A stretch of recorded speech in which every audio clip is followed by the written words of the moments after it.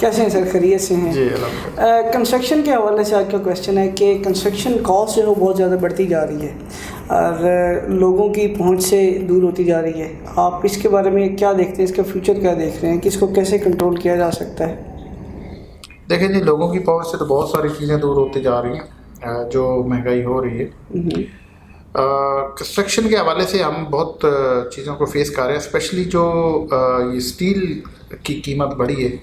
और आपको पता है बैरियर टाउन के अंदर जो इंफ्रास्ट्रक्चर बनता है, जो स्ट्रक्चर बनता है बिल्डिंग का, उसमें स्टील बहुत ज़्यादा यूज़ होता है। मतलब 125 गज के विला में कुछ 7 से 8 टन स्टील यूज़ होता है। यही किसी और जगह पे जाएँ तो इतने में 250 स्क्वायर यार्ड का विला बन जाता है।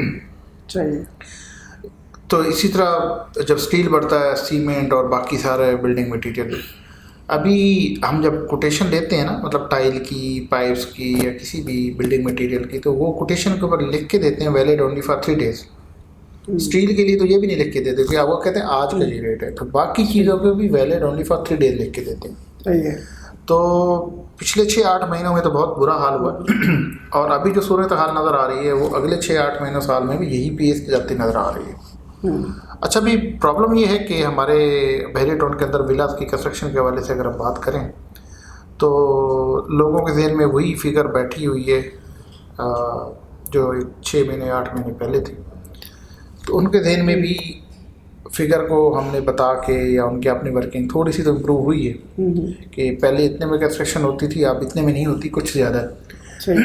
लेकिन जितनी कंस्ट्रक्शन कॉस्ट बढ़ी है उस लेवल की उनके जिसे कहते हैं ना कि वो मेंटली तौर पे तैयार होना, वो नहीं हो पा रहा।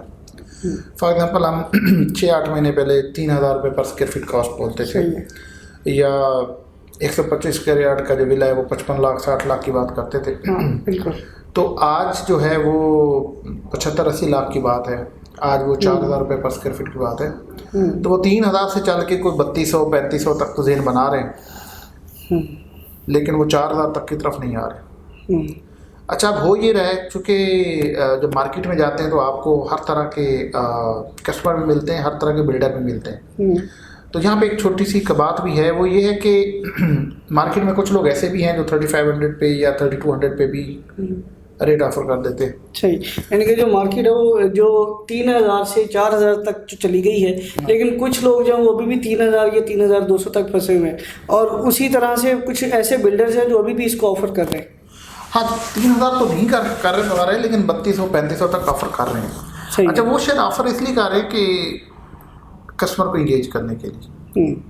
अब यहाँ दो चीज़ें होती हैं जो मैं पहले भी कई बार डिस्कस कर चुका हूँ। एक चीज़ तो ये हो सकती है कि हमारे जो ऐसे दोस्त जो वो रेट ऑफर कर रहे हैं जो प्रैक्टिकली नहीं है विला बनने का आज के रेट का। मैं इसमें इन्फ्लेशन रेट की नहीं बात कर रहा हूँ कि अगर इसी रेट से इसी रेशो से रेट बढ़ते रहे अगले साल में तो फिर तो 4000 रुपये भी बहुत मुश्किल है, सीधी सी बात है।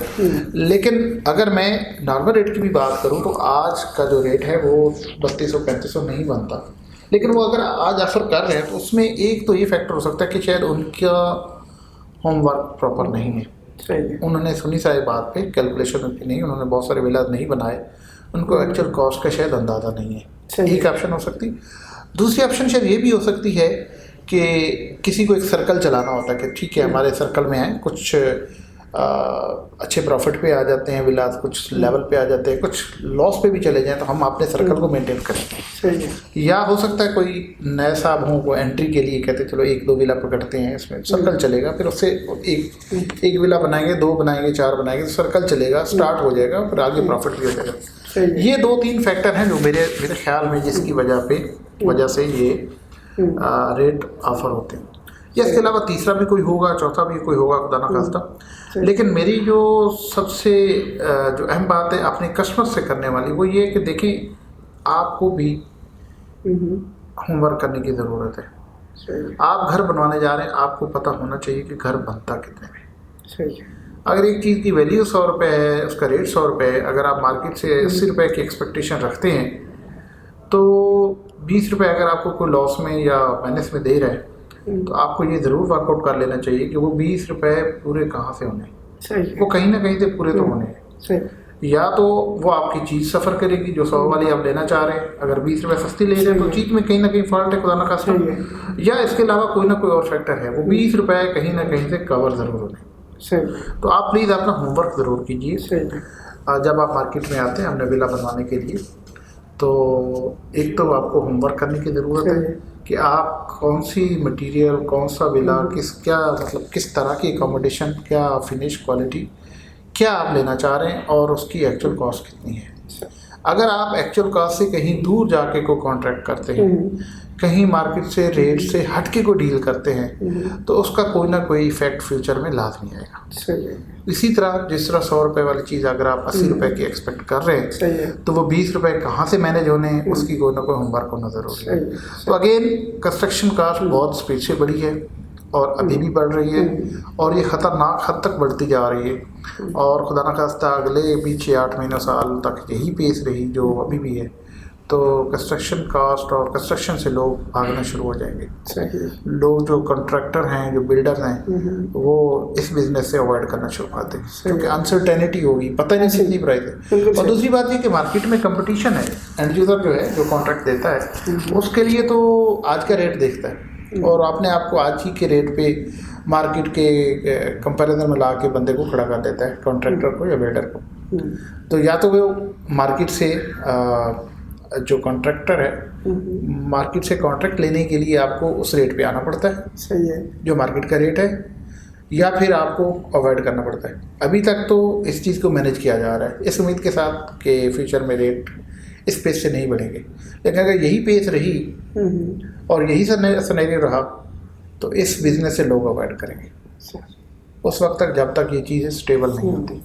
तो इंशाल्लाह देखते हैं आगे जो चीज़ें हैं, जो मटेरियल की चीज़ें हैं, आप टाइम टू टाइम अपडेट करते रहते हैं। Thank you very much. तो एडवाइस जो है वो स्पेशली एंड यूज़र के लिए कि वो अपना वर्कआउट, होमवर्क जो है वो ज़रूर कंप्लीट करें, और इसी तरह से जैसे अपना वर्कआउट कंप्लीट करेंगे उनको मार्केट का जो है वो ज़्यादा अंदाज़ा होगा। Thank you very much for जज़ाकल्लाह for your advice and for your interview. Thank you.